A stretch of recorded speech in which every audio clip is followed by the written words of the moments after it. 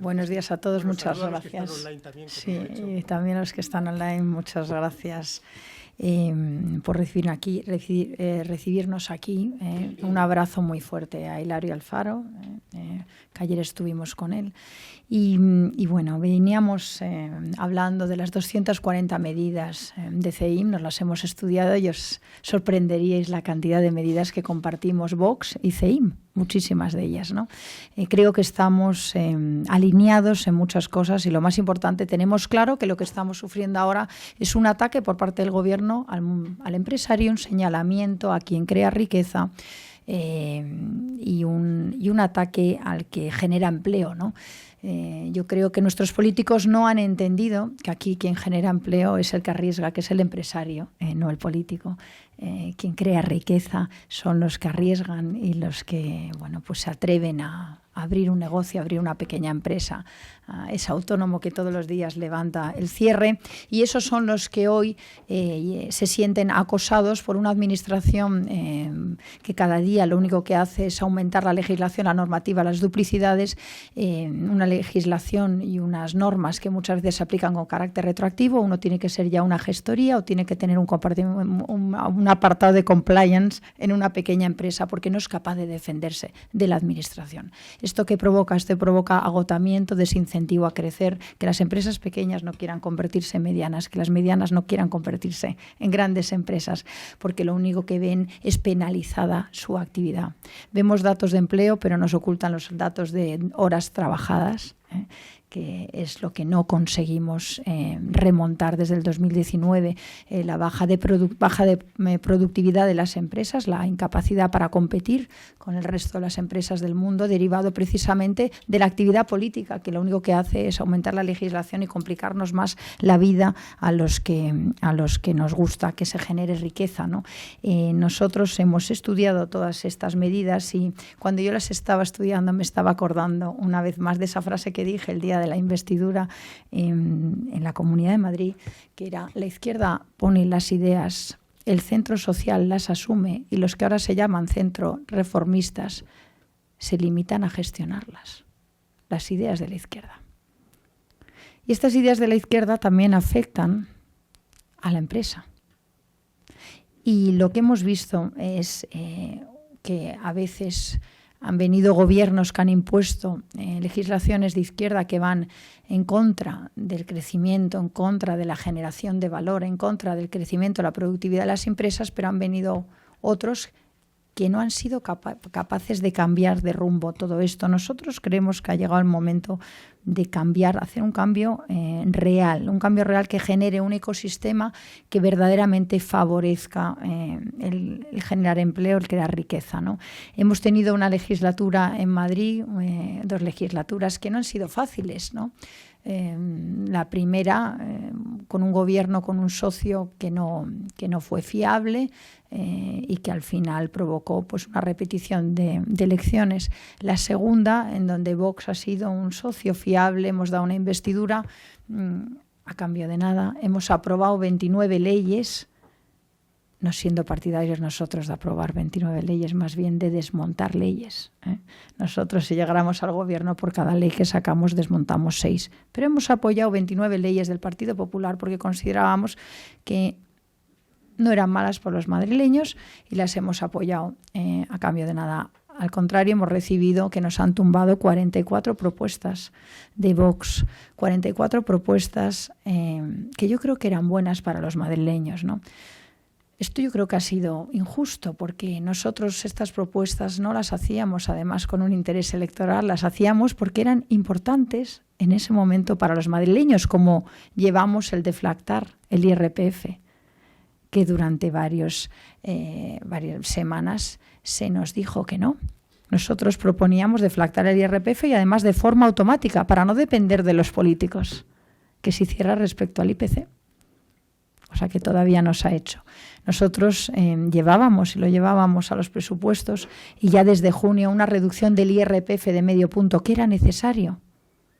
Y no había que esperar ahora a la campaña electoral para aprobarlo. Era necesario ya entonces, porque la pérdida de poder adquisitivo de las familias madrileñas ha sido brutal, derivado del aumento de los costes de la cesta de la compra, de la inflación, del aumento del precio de la vivienda, del importe altísimo que se lleva de los sueldos, el coste de la vivienda, de un alquiler o de una hipoteca, como estamos viendo ahora con la subida de tipos, ¿no?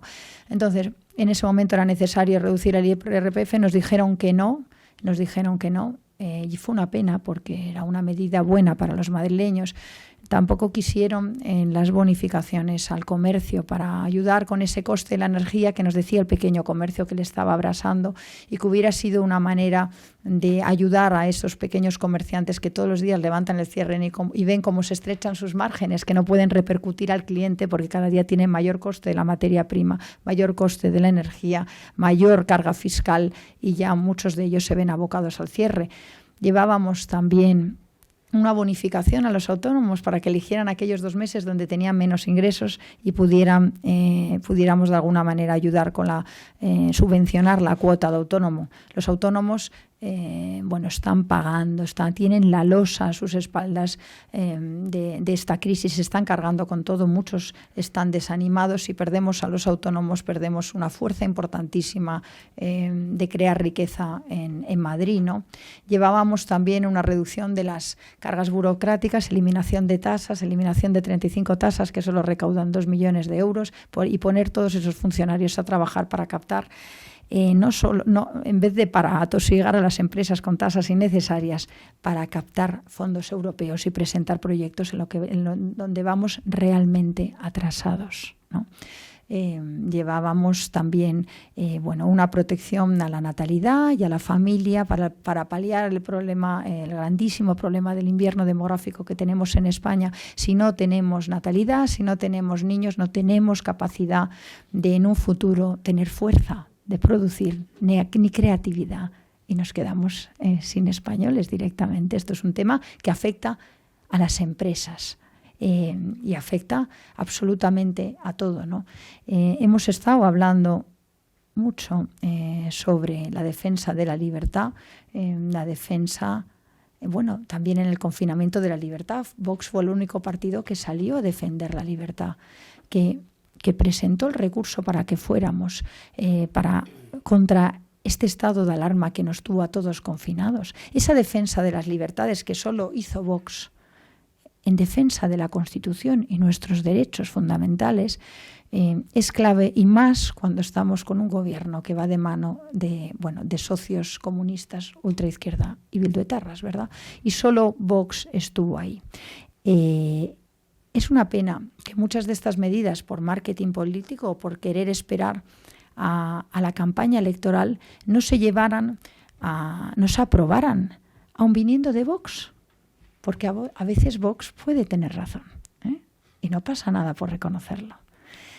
También queríamos haber derogado la ley trans. Esa ley trans de la que nos oyen mucho hablar lleva 6 años aprobada por el Partido Popular en la Comunidad de Madrid. Es una ley trans que a mí me preocupa porque afecta a los menores, afecta a las familias, permite quitar la patria potestad a los padres si cuestionas que hormonen a tu hijo con 12 años. Esto es gravísimo. Esto es gravísimo. Y además entra a los colegios públicos, privados y concertados, obligándoles a dar unos contenidos de identidad de género, de nuevas prácticas sexuales y de nuevos modelos de familia por parte de los colectivos trans y LGTBI. Además, los colegios son evaluados por estos mismos colectivos, y aquel colegio que no cumpla con estas condiciones, con las condiciones que se marcan en la Ley 2/2016, 3/2016, aprobada por el Partido Popular en el 2016, pueden perder la subvención. Es decir, un colegio concertado puede perder totalmente la subvención si no cumple con la ley trans o con la ley LGTBI. Esto parece algo que algunos me dirán, bueno, a mí no me va a afectar. Claro que nos va a afectar. La educación nos afecta a todos y también afecta a las empresas. La ley trans también tiene unos artículos dedicados a las empresas, donde en la contratación pública serán priorizados aquellos que tengan colectivos trans o también a la hora de contratar empleados. Uno tiene que, sin presunción de inocencia, con inversión de carga de la prueba, tiene que demostrar, si alguien la acusa de no haber contratado a alguien trans, porque le ha discriminado. No sé por qué tenemos que entrar a decir en las empresas, con la ley trans, cómo tiene que contratar, a quién tiene que contratar, qué tienen que llevar en sus pliegos, o por qué se tiene que dar ventajas y privilegios a algunos y a otros no. Esto es una injerencia brutal en las empresas, es una injerencia brutal en la educación, y ahí nosotros proponemos el cheque escolar. El cheque escolar es empoderar de verdad a los padres, conseguir liberar a los colegios del yugo del Estado que te esté dictando lo que tienes que decir y no decir, y lo que tienes que enseñar y no enseñar. Mire, yo, además de española, soy cubana, y si de algo sé, y de si algo tengo un máster, además de ordenación del territorio y urbanismo, es en comunismo. Y hay que tener mucho cuidado con el adoctrinamiento en los colegios, porque eso es lo que forja la sociedad y forja la mentalidad de los jóvenes. Y hay muchas veces que los empresarios piensan, bueno, a mí con que no me toquen los impuestos, a mí esto no me afecta. Claro que nos afecta. Eso pensaban los chilenos, que el país iba bien, hasta que una revuelta de jóvenes en el metro les fundió la economía. Eso pensaban en el Perú, el país iba bien, tasas de crecimiento del 9%. ¿Qué pasó? El adoctrinamiento, en el indigenismo, en la ideología de género, en el fanatismo climático, les llevó a lo que están ahora. Y así, bueno, eso pensaban en Venezuela, materia prima, riqueza. Aquí no nos va a pasar, me decían. Tú es que eres cubana, llevas 63 años, estás con eso obsesionada. ¿Qué pasó?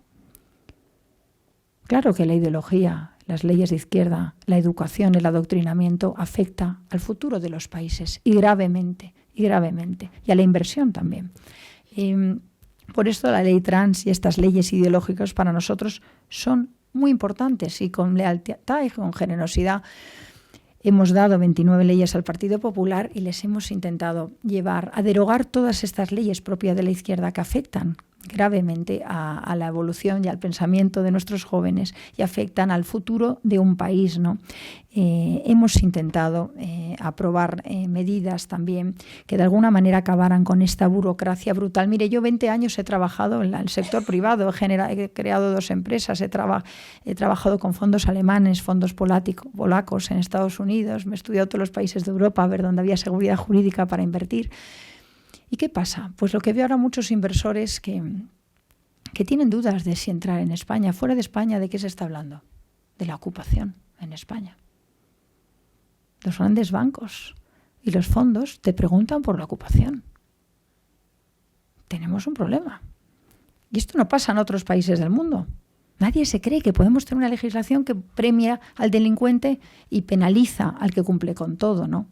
Fuera de España me preguntan por la seguridad jurídica, me preguntan también por tiempos para implantación de empresas y actividades. Yo fuera de España siempre hablo bien de España y hablo bien de Madrid, pero es verdad que tenemos que mejorar todo eso, ¿no? Hace poco un inversor que quería venir de Palo Alto estaba harto de estar ahí, de legislación precisamente woke, de legislación de izquierda, quería venir a Madrid, lo veía como el mejor lugar del mundo, ¿no? Y quería traerse ingenieros que tenía en Ucrania y que ahora estaban en Polonia. Quería traerse matemáticos de Bangladesh y físicos, donde ya decía que no era capaz de captar más talento. Y le preocupaba la seguridad jurídica, le preocupaba los tiempos de implantación y no vino a Madrid porque no encontró vivienda para sus 4.000 empleados. Es que también no tener vivienda genera que el inversor no venga a Madrid.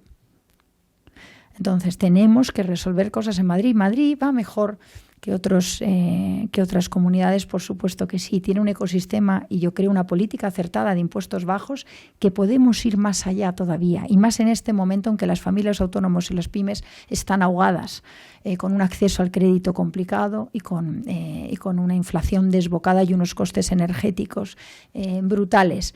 Pero tenemos que ver lo que no está tan bien y qué cambios tenemos que hacer.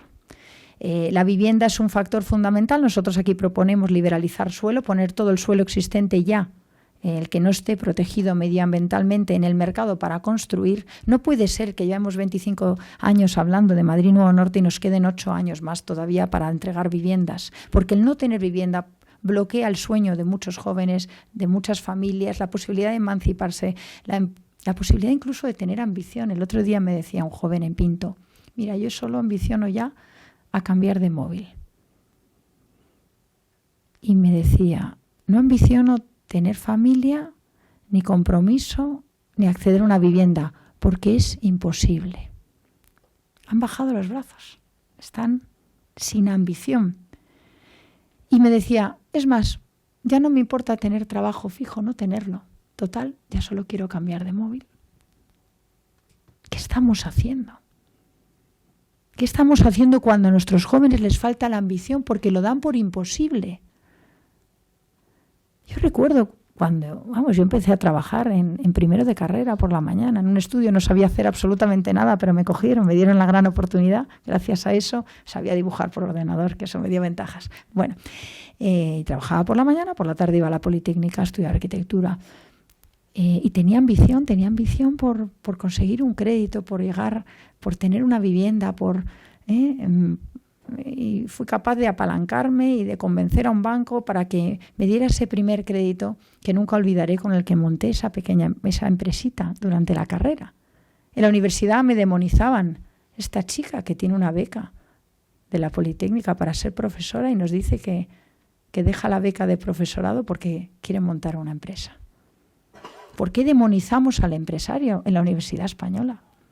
¿Por qué no conseguimos que nuestros jóvenes tengan ilusión, ambición? ¿Qué nos está pasando? Un país sin ambición, sin jóvenes con ambición, es un país que se gripa, que no crece, que no tiene creatividad, que no tiene ilusión. Y esto tenemos una grandísima responsabilidad. La vivienda es un factor fundamental, la conexión de la universidad con el mundo de la empresa, que no existe. No se puede demonizar al empresario en todos los ámbitos universitarios. En la universidad yo veía a la gente con la camiseta del Che Guevara y decía, ¿pero qué está pasando? Claro, Che Guevara, pues en mi familia, claro, no se puede hablar de él, ¿no? 25 años preso alguno de los míos por pedir el cadáver de su cuñado, que le había fusilado el Che Guevara en la cabaña. Del Che Guevara hace mucho. Y me sorprendía ver en la universidad la gente con la camiseta del Che Guevara y demonizando que alguien dijera, quiero crear una empresa. ¿Qué estamos haciendo? ¿Qué mentalidad estamos inculcando a nuestros jóvenes? La educación es fundamental, la conexión de la universidad con el mundo de la empresa. ¿Por qué la empresa? Yo escucho muchos discursos de empresas, me hablan de la Agenda 2030, del género, de la responsabilidad social corporativa. Está muy bien, pero lo que hay que hablar es de generar beneficios. La empresa lo que tiene que hacer es generar beneficios. Y generar más empleo y crecer. Y decirlo sin miedo. Hemos dejado que a los fondos les llamen fondos buitres y que a los empresarios nos demonicen. Algo habremos hecho mal. Tenemos que dar esa batalla. Y en Vox estamos dispuestos a darla. Recientemente también, cuando no aceptaron, el gobierno de la Comunidad de Madrid no aceptó nuestras enmiendas, en noviembre cortaron con nosotros cualquier comunicación. Yo creo que esto fue injusto para Vox. Llevábamos propuestas que eran buenas, hemos sido leales y pedíamos simplemente respeto a Vox, que nos aceptaran una. Aunque fuera alguna con coste cero, como la derogación de ley trans, tampoco pedíamos mucho. Eso no pudo ser. Hemos estado los sucesivos plenos hasta febrero tendiendo la mano con cordialidad para que se aprobaran leyes. La última ley que traían era esa ley que era para los no residentes, darles una bonificación fiscal en inversiones en locales o en activos inmobiliarios, como por ejemplo si compras un activo de 300.000 euros, una bonificación de 60.000 euros que traía la señora Ayuso para no residentes en España, o repatriar a aquellos que se habían ido fondos, ¿no? A mí esta medida me parece muy bien porque atrae inversión. Me parece necesaria. Y nosotros lo que pedíamos era ampliarla a todos los madrileños, a las empresas que ya están aquí. A ese empresario que el otro día en Campo Real, en una fábrica de perfiles, me decía, Rocío, a mí si me dieran un incentivo para crecer y comprarme la nave de al lado que me cuesta 300.000, a lo mejor me atreví a hacerlo. Pero es que nadie me ayuda. Y lo que veo es que le están dando incentivos al que dice que va a venir, y es no residentes. Nosotros en el último pleno lo que propusimos a la señora Díaz Ayuso fue, le tendimos la mano con cordialidad y dijimos, amplíe su medida, que es buena, a todos los madrileños. Al que lleva aquí años levantando la persiana, al que lleva años aguantando al gobierno de la nación, que le está exprimiendo a impuestos y a burocracia y a todo lo que desincentiva la creación de riqueza.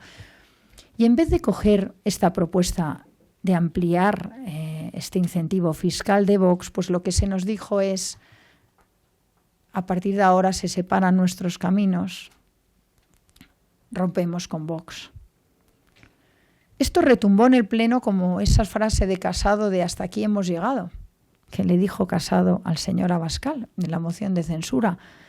Esta ruptura con Vox, cuando nosotros estábamos tendiendo la mano, pues a mí me parece que es injusta, porque hemos sido leales, hemos dejado trabajar al gobierno con las manos libres, para luego ver estos 4 años qué resultado hemos tenido en la sanidad, en la mejora de la sanidad, o en la educación, o en la vivienda. Y les hemos dejado hacer. Creemos que Madrid tiene algunas cosas que está mejor que otras autonomías, muchas, pero creemos que hay cosas que mejorar en la sanidad, en la educación, en la vivienda. En la sanidad, en sanidad creemos que el reto va a ser inmenso, no solo en la Comunidad de Madrid, en todas las comunidades y en todos los gobiernos del mundo occidental, porque tenemos una población envejecida, una pirámide demográfica invertida, que al final lo que nos va a provocar es cada vez más recursos y más demanda de recursos sanitarios y sociales. Por lo tanto, la sanidad tiene que ser una prioridad y tenemos que, no por una parte, ser más eficaces en el gasto, pero por otra parte, tener bien pagados y contentos aquellos que hacen la sanidad pública posible, que son los médicos, los sanitarios. Nosotros en nuestras enmiendas llevábamos un aumento de sueldos ya en octubre a los médicos, porque la realidad es que esta es la ley del mercado. Si tenemos pocos médicos que se los rifan en otros países de Europa, o pagamos mejor o se van. Quiero decir, podemos tener muchas opiniones, pero la realidad es que este es el mercado, la ley de la oferta y la demanda. ¿Y qué ha pasado? Los datos que vemos hoy es que ha aumentado el empleo público como no había aumentado desde el 2015, pero no ha aumentado el empleo de nuestros sanitarios. Con 22.000 empleos públicos más primer trimestre, de los cuales 4.000 y pico son en la Comunidad de Madrid, pero no de sanitarios. 2.400 en el gobierno de la señora Ayuso.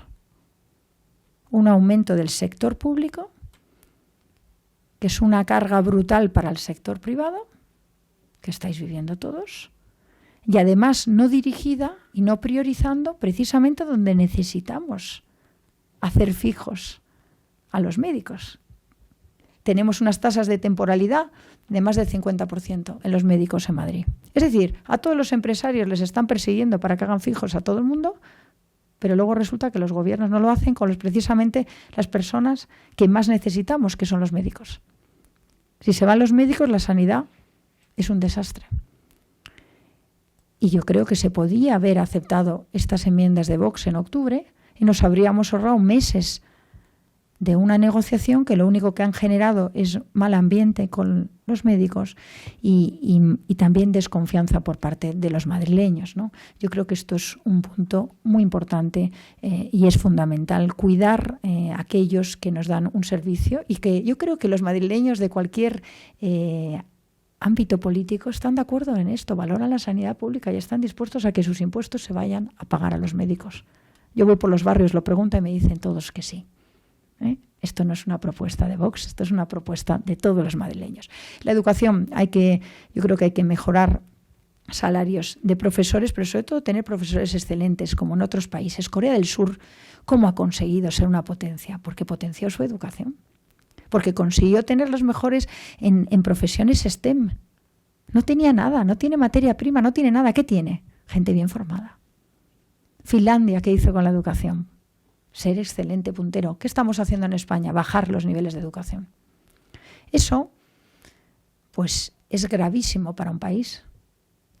Y creemos que nuestros niños tienen que saber menos de género y más de matemáticas, menos de cambio climático y más de historia de España. Si queremos potenciar las profesiones STEM, tendremos que tener profesores bien pagados y bien formados para motivar a un niño. Un buen profesor empodera a un niño. Mire, el otro día un empresario del primer nivel de España, diría de los 10 primeros, me decía: mira, Rocío, yo nunca me olvidaré de esa profesora que tuve. Yo venía de un entorno terrible, de un entorno económico malo, de una familia desestructurada, lo tenía todo en contra. Y esa profesora, que me dedicó unas horas de más, que vio cuál era mi talento, que me supo dirigir, que me supo empoderar, que hizo creerme que podía llegar, fue la que me ha llevado a lo que soy hoy. Esa profesora fue fundamental en mi vida. Pues nosotros eso lo queremos también para los madrileños. Tenemos que potenciar la educación, conseguir la excelencia, exigir, recuperar la autoridad del profesor, la autoridad de los padres, el cheque escolar, empoderar a los padres para que puedan elegir el colegio que quieran. Esa es la verdadera libertad. El colegio que sea bueno ampliará. El colegio que sea excelente tendrá más recursos para pagar más profesores. El colegio que no sea bueno y que no quiera competir desaparecerá, que es lo que tiene que ser. Y además, los padres podrán elegir los colegios según sus valores y el Estado no podrá extorsionar al colegio con la subvención. El cheque escolar es fundamental. Ya se ha hecho en otros muchos países del mundo. Mire, yo me estuve estudiando el otro día en Estados Unidos, Montana, Alabama, etcétera, el Missouri, con datos muy buenos. Acceso muy bueno, igualdad de oportunidades, mejora de la excelencia, libertad de los padres, empoderamiento de los padres y neutralidad ideológica, neutralidad en los colegios. Ya está bien de adoctrinar a nuestros niños, ¿no? Nosotros, en el tema de educación, no solo pagar mejor a los profesores, creemos que tenemos recursos porque gastamos dinero en chiringuitos, gastamos dinero en observatorios, gastamos dinero en entes, duplicidad de entes que lo único que hacen es cubrirnos de programas y legislación que a las empresas nos ahogan, y que si esos recursos estuvieran dedicados a pagar mejor a los profesores y a los médicos, pues quizás nos iría mejor, ¿no? Hemos visto 70 millones al año en publicidad del gobierno. Creemos que es innecesario 22 millones a sindicatos, patronal. Creemos que también esos fondos se pueden dedicar a pagar mejor a los médicos y a los profesores, ¿no? Y yo creo que las organizaciones sindicales, las patronales, pueden vivir de las cuotas de sus afiliados, que los empresarios, en este caso, yo creo que estamos encantados de pagarlas. Hay fondos también que los funcionarios no están dedicados a captar los fondos europeos, están dedicados a tasas absurdas que no recaudan lo suficiente, ¿no? Las 35 tasas esas que solo recaudan 2 millones de euros y que generan una legislación innecesaria. La burocracia es una pérdida de potencia. Al pequeño comercio le cuesta como 770 millones que perdemos, que podríamos dedicar a otras cosas. Hay que hacer políticas para crear condiciones también para que nuestra industria pueda desarrollarse en Madrid, a lo mejor asimilarla a aquellos esquemas que tienen en las industrias electrointensivas, ¿no? para favorecerles y ayudarles con el coste energético, mejorar las condiciones logísticas, las infraestructuras, el acceso a los polígonos y tener un catálogo de la industria en Madrid, que no lo tenemos. En eso hemos trabajado bastante todo este tiempo, ¿no? La seguridad es importante. Si un país se convierte en inseguro o una región se convierte en inseguro, el inversor se va. Y es por lo primero que nos preguntan. Aquí recientemente, hace pocos días, al embajador de Arabia Saudí casi le arrancan un brazo por quitarle un reloj. Nosotros caminamos mucho por los barrios. ¿Y de qué nos habla la gente? De la seguridad. De la seguridad, del problema de los pandilleros, del problema de que no puedes caminar por la calle en seguridad. Los padres nos dicen que tienen que ir a recoger a sus hijas al metro y que cambien el horario laboral para recoger a su mujer cuando sale del metro. ¿Qué libertad es si no tienes seguridad? Si uno va a Villaverde, Carabanchel, Usera, Coslada, todos esos sitios solo le hablan de seguridad. Y ya no solo esos sitios, las tablas, Alcobendas, Bravo Murillo, el otro día un chico de 22 años muerto por las bandas de trinitarios. Antes de ayer pasé de la dirección, Valdeaceras. 18 chicos en la lucha hace 3 días. La seguridad es clave y lo primero que pregunta un inversor cuando viene a España es la seguridad, porque ahuyenta la inversión. Ahuyenta el turismo. Dependemos del turismo muchísimo. No podemos permitir que un turista vuelva a su país diciendo España es inseguro. Y de esto solo habla Vox. Y lo que tenemos el resto de políticos negacionistas de la seguridad. Yo cada vez que hablo de la seguridad en el pleno me han llamado xenófoba. O me han dicho que eran cosas de los chats de madres. Pues sí, en los chats de madres, ¿sabes de lo que hablamos las madres? De que tenemos miedo a que nuestros niños salgan por la tarde. Y que les rodeen un grupo de pandilleros de estos y por un móvil les den un navajazo. Y esto está pasando. Y no solo en Usera, en Coslada, también en el norte de Madrid, en Las Tablas, en San Chinarro, por desgracia. Y lo veo yo con mis hijos, tampoco hace falta que nadie me lo cuente. La seguridad es fundamental. Acabar con la ocupación, gracias a Vox, acabó con una cláusula que había en la Agencia de la Vivienda de Madrid, donde se priorizaba aquellas viviendas que estaban ocupadas y se les daba directamente la escritura, se legalizaba a los ocupas. No puede ser que la Agencia Municipal y la Agencia de la Vivienda de Madrid, la Comunidad de Madrid, legalice a los ocupas porque es un incentivo, un premio a la ocupación. Los ocupas tienen que saber que el que ocupa una vivienda no va a poder tener acceso nunca más a una subvención. Y además tienen que acabar en la cárcel y para eso hay que cambiar la normativa a nivel nacional, como defiende Vox. No puede ser que los grandes bancos, los grandes fondos extranjeros, cuando hablas con ellos, lo primero que te pregunten es por los ocupas. Y esto está pasando hoy. Tenemos que, además, mejorar los plazos de implantación de las empresas, la capacidad de ponerse a funcionar, ¿no? Recientemente un amigo, un inversor, hace unos meses ya, coreano, listo, que venía a España, venía a Toulouse a recoger un avión, se vino en coche a cenar a casa, dijo, qué maravilla, qué carreteras tenéis en España, esto no lo hay en ninguna parte del mundo. Y me dijo, oye, ¿cuánto tardó en implantar una empresa que quería traer a España? ¿Cuánto tarda, calculas tú, en licencias, actividades? Y claro, no le pude contestar. Porque en Madrid, para abrir una zanja de una cometida eléctrica en un polígono industrial, te tiras 2 años porque tienes que hacer 2 estudios de impacto ambiental. Hay que cambiar eso. Tenemos que dar velocidad a los trámites. Tenemos que poder contestar con seguridad cuánto tardas en estar en actividad. En Madrid todavía eso no lo hemos conseguido, aunque hemos avanzado mucho con la ley Ómnibus y gracias a muchas medidas que ha introducido Vox, ¿verdad?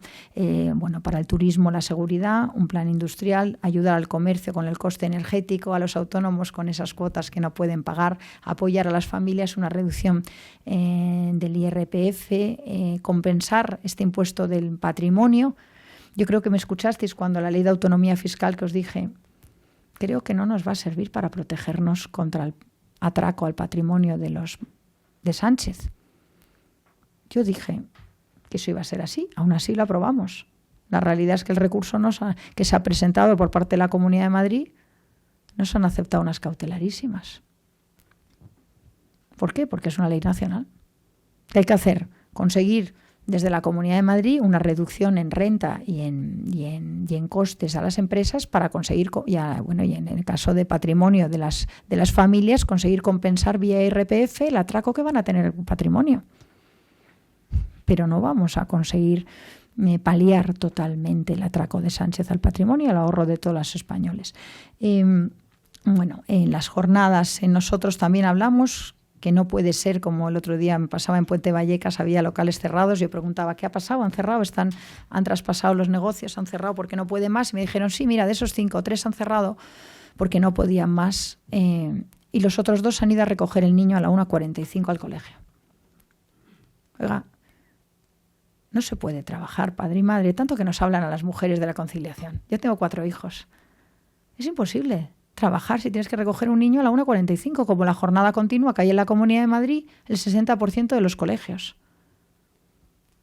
Solo por contentar a los sindicatos.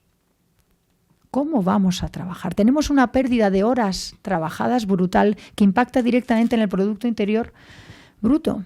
Da igual que tengamos mucha gente empleada si no conseguimos tener fuerza en la producción.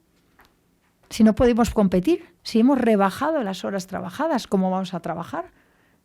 Si resulta que todo lo que hacemos es aumentar los costes laborales y dificultar los horarios a los trabajadores de las empresas. No puede ser que los colegios en Madrid te entreguen un niño a las 2 de la tarde. Es completamente contrario a lo que defendemos y además va contra la conciliación. Ojalá los padres pudiéramos estar a la 1:45 en casa y quedarnos toda la tarde. Sería maravilloso.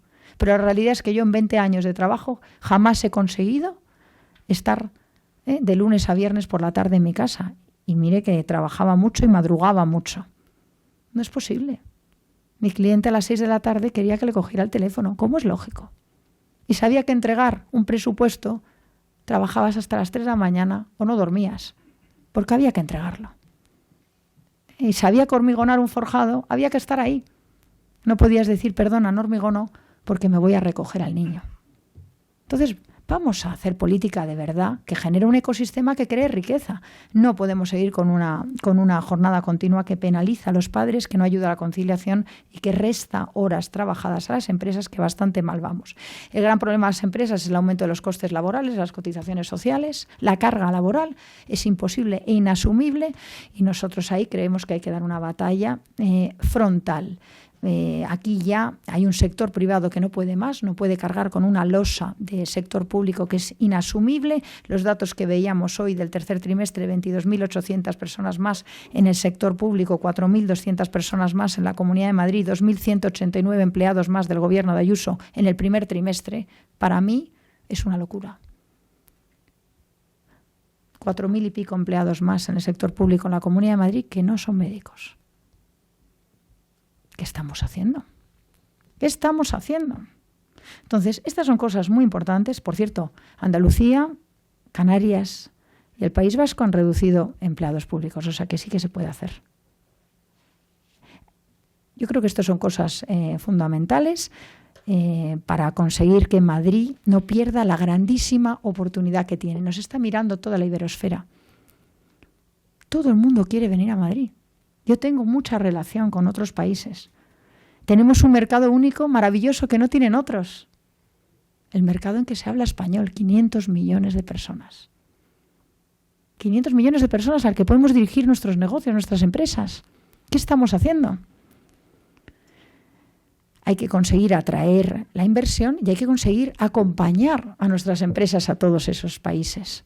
Tenemos un mercado gigante que no estamos aprovechando.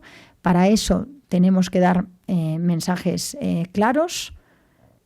No es un mensaje claro aquí recibir a los socios de las narcodictaduras y del Grupo de Puebla, porque da el mensaje equivocado. Lo que tenemos es que pelear por la libertad, pelear por la creación de riqueza y recibir a los que sí defienden la libertad en sus países y a los que no llevan a sus países a la ruina, al control del narco y al desastre, que es lo que está pasando y ha pasado en Venezuela, en Bolivia, en Nicaragua, está pasando en Colombia, va a pasar en Chile con Boric y casi pasa en el Perú con Pedro Castillo. Y por no hablar de Cuba, 63 años, claro. Bueno, pues España tiene un papel fundamental. La Comunidad de Madrid puede ser líder, una región líder para toda la iberosfera. Para eso tenemos que ser ambiciosos, tenemos que invertir, tenemos que hacer infraestructuras. De nada sirve querer hacer viviendas si no tenemos infraestructuras, si nos pasamos 2 horas en un atasco y perdemos horas trabajadas también. Y yo creo que la Comunidad de Madrid tiene la gran oportunidad por delante, nos está mirando el mundo entero y lo que tenemos que conseguir es ilusionar y ser ambiciosos. Ahora podemos dar un mensaje el 28 de mayo para que esos partidos que no son de izquierda no tengan la tentación de irse con el socialismo luego. Porque con el socialismo no se va a ningún sitio. Porque el socialismo lo que trae es ruina y miseria. El socialismo lo que trae es persecución a las empresas. El socialismo lo que trae es demonización y señalamiento del empresario. Y lo que queremos aquí es libertad. Lo que queremos es que nos dejen trabajar. Lo que queremos es menos burocracia y lo que queremos es tener ambición por poner la Comunidad de Madrid en 10 años, en ser una región líder para invertir, líder para emprender, líder para formar una familia, líder para que nuestros jóvenes tengan ambición, líder en educación. Y si conseguimos hacer esto, triunfaremos. Y Vox es clave para que esto pase en la Comunidad de Madrid. Muchas gracias.